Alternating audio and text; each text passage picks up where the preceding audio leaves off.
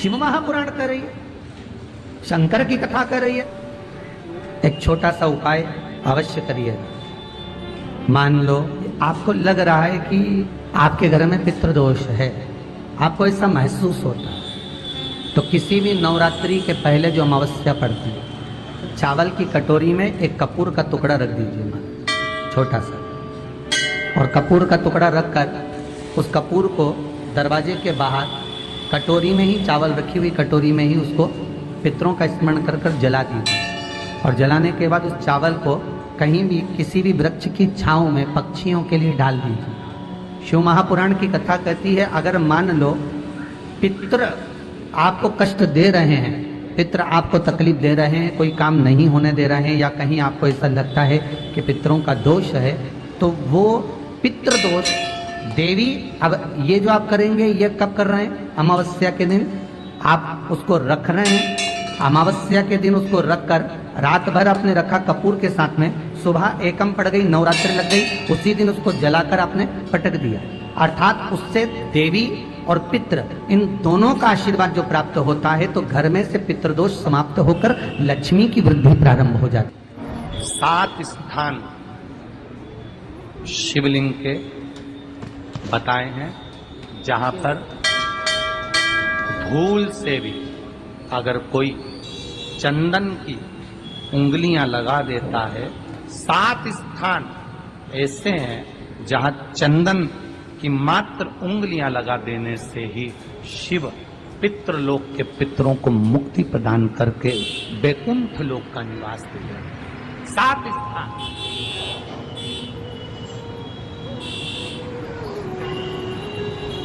और वो 7 स्थान जो चंदन के बताए गए हैं, पहला भगवान देवाधिदेव महादेव के शिवलिंग पर चंदन का लेपन। समझ लेना जरा बहुत अच्छे से। आपको लगता है स्वप्न में कोई मुर्दे दिख रहे हैं, या कोई जल रहा है, या कोई मर रहा है, या कोई चला गया है, ऐसा भय लगता है। बच्चों को मानी भेजूंगी ऐसा हो जाएगा, पति को मानी भेजूंगी ऐसा हो जाएगा, कोई हमारे कोई गलत तो नहीं कर रहा है, आपको लगता है। 7 स्थान चंदन के बताएं। पहला शिवलिंग, दूसरा जहां गणेश जी का स्थान है, मालूम है ना सबको? जम के बोलो जरा, मालूम है ना सबको? जहां गणेश जी का स्थान है वहां अलग से गणेश जी बैठे, वहां नहीं। शिवलिंग में जलाधारी के ठीक सामने राइट में गणेश, लेफ्ट में कार्तिकेय, बीच में अशोक सुंदर। तो पहला चंदन बाबा के शिवलिंग पर, दूसरा गणेश जी पर चंदन की उंगली, तीसरा षडानंद कार्तिकेय पर चंदन की उंगली, चौथा अशोक सुंदरी पर चंदन की उंगली, पांचवा जलाधारी पर चंदन की उंगली, छठा जो शिवलिंग का जल बह रहा है इसके ठीक विपरीत की ओर चंदन की उंगली, और 7वां चंदन नंदी के मस्तक के ऊपर जो 2 सींग लगे रहते हैं उस पर चंदन की उंगली। ये कब लगाई जाती है? या तो अमावस्या के दिन आपको लगता है कि हमारे पूर्वजों का उद्धार नहीं हुआ, हमारे पूर्वजों का कल्याण नहीं हुआ, कहीं अधोगति में कोई चला गया है, उसका बस एक बार, रोज नहीं जरूरत है, प्रतिदिन जरूरत कितनी है, महीने में एक बार अगर अमावस्या के दिन भी आपने चंदन के थोड़ा सा चंदन अगर मेरे देवाधिदेव महादेव को 7 स्थान पर समर्पित किया है। अशोक यहाँ पर वर्णन कर रही है, मैना, धन्य और कला की कथा कह रही है। तीनों ने संकाद ऋषियों से मांगा। चंदन भगवान को अति प्रिय होता है, और चंदन ही एक ऐसा होता है जो पितरों को भी प्रिय होता है, जिसका स्पर्श मात्र लगने से पूर्वजों का कल्याण हो जाता है।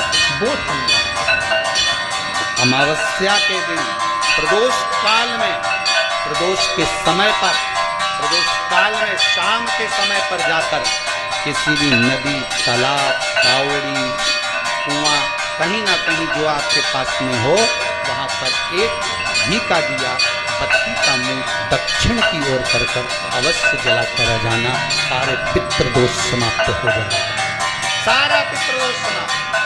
अमावस्या के दिन किसी भी जलाशय के पास में, नदी, तालाब, बावड़ी, कुआं, जो आपके शहर में, आपके गांव में, आपके नगर में हो, वहां जाकर लगा।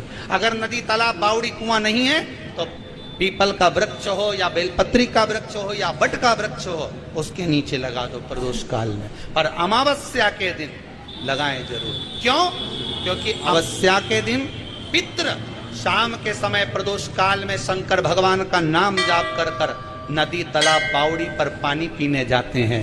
वहां से जल का आचमन कर कर पितृ अपने लोक को चले जाते हैं प्रदोष काल के समय पर। इसलिए प्रदोष काल में जलाशय के पास में, बावड़ी, कुआं, नदी, तालाब के किनारे पर दिया लगाया जाता है दक्षिण की ओर मुख कर कर बत्ती का।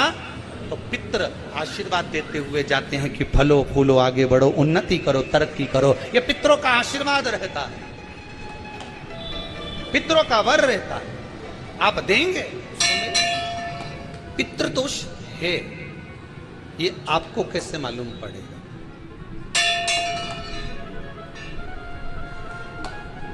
पितृ भूखे हैं, इसका तो वर्णन हमने पहले कर दिया कि रात्रि को जब आप सोने के बाद में 1-1.5 घंटे बाद अगर आपकी नींद खुल जाए, 1 घंटा 1.5 घंटा आप सो लिए, उसके बाद जो नींद खुली तो 1-1.5 घंटे तक अगर आपको नींद नहीं आ रही है, रात्रि को सोने के बाद में 1 घंटे बाद जब उठे तो आपको प्यास लग गई,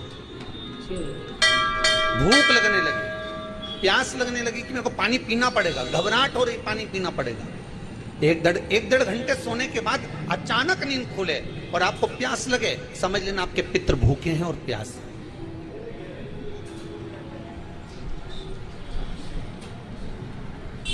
वो भूखे और प्यास है, उनको जल की जरूरत है।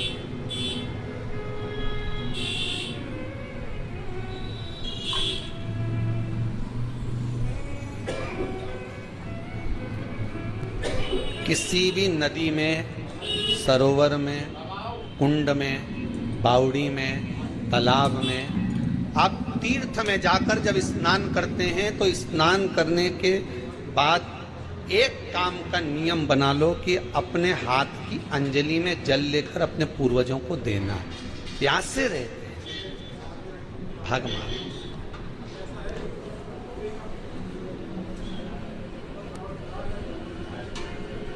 भग प्राप्त करना।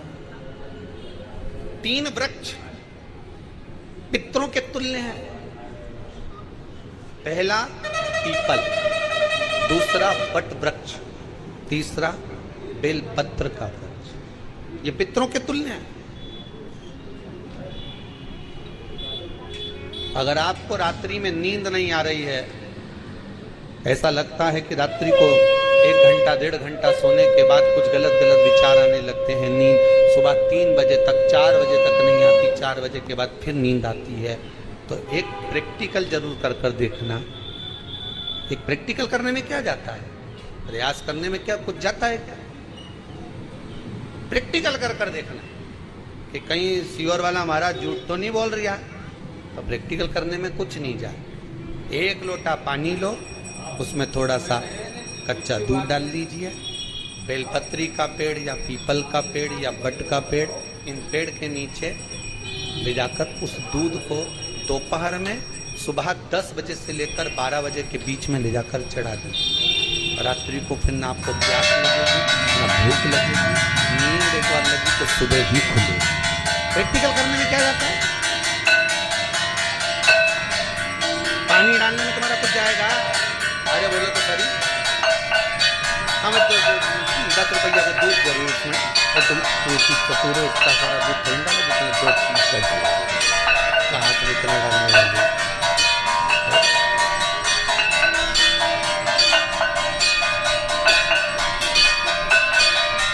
प्रैक्टिकल करने में क्या रहता, कुछ भी नहीं देगा, वो तो बस जल डालो तो तुम्हारे कुछ अच्छा हो सकता है, बाबा की कृपा।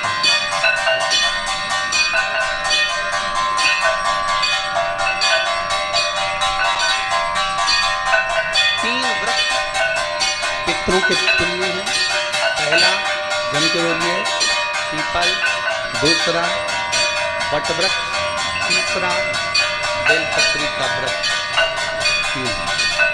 पीपल के वृक्ष में 52,000 ब्राह्मण एक साथ निवास करते हैं। पितृतुल्य।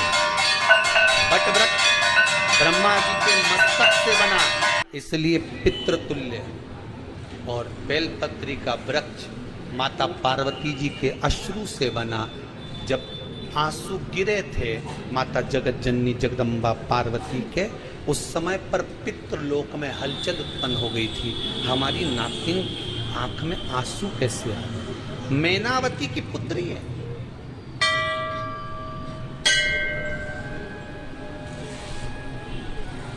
पितरों की नाती, इसकी अश्रु कैसे गिर गए?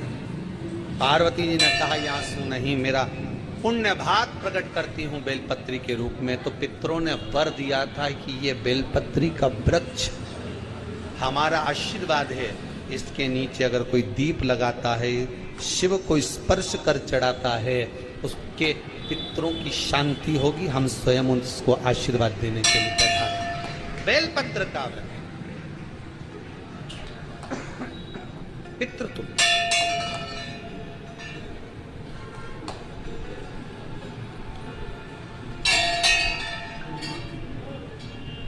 तो रात्रि को अगर भूख लग रही है, प्यास लग रही है, तो पितृदोष।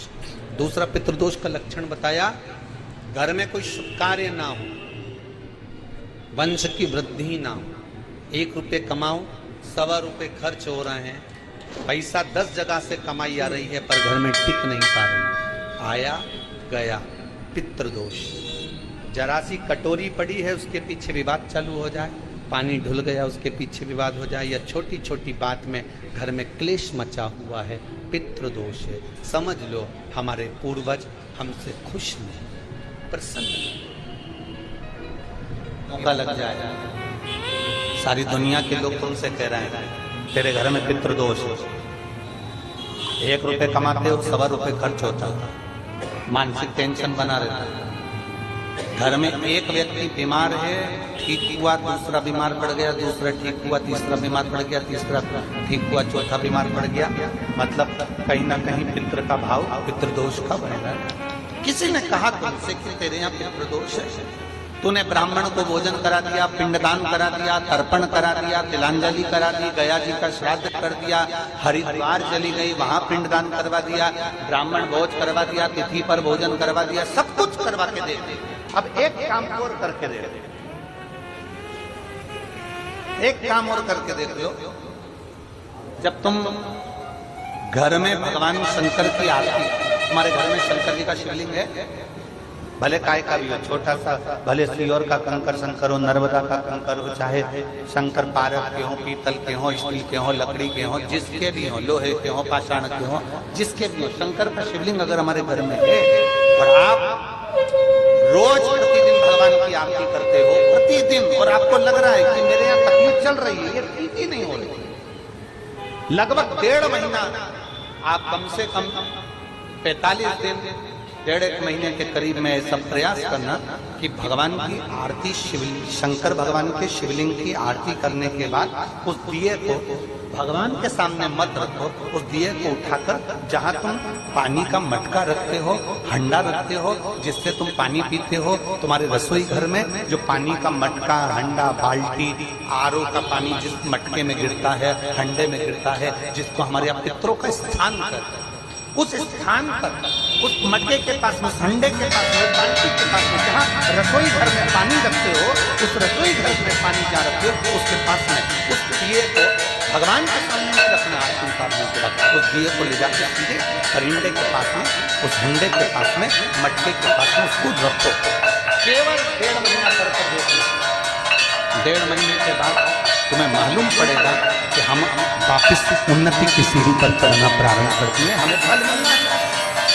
अब तुम्हें ना कहीं जाना है, ना कहीं आना है, ना कोई खर्चा है। खर्चा है क्या?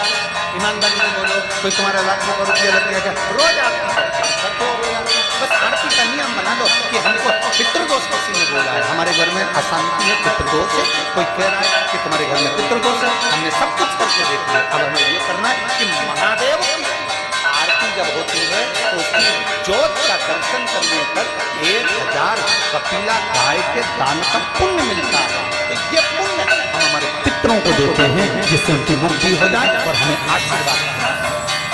दिए को नीचे नहीं रखना, आरती उतारने के बाद आरती पूरी हो जाए तब उस दिए को ले जाकर जब आप ले जाकर उसको रखें और उस स्थान पर रखें जहाँ पितरों का